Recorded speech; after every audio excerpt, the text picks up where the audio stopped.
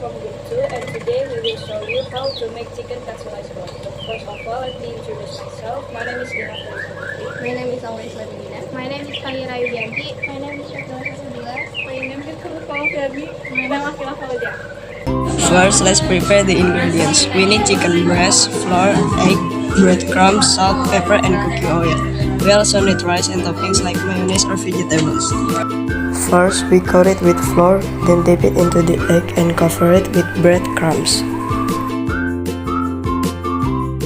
And then fry the chicken in hot oil until it's golden brown and crispy. After that, slice the chicken and put it on top of a plate of warm rice. Finally, add some sauce or toppings you like. And that's how to make chicken katsu rice bowl easily at home. It's simple, delicious, and perfect to enjoy with your friends. Thank you for watching.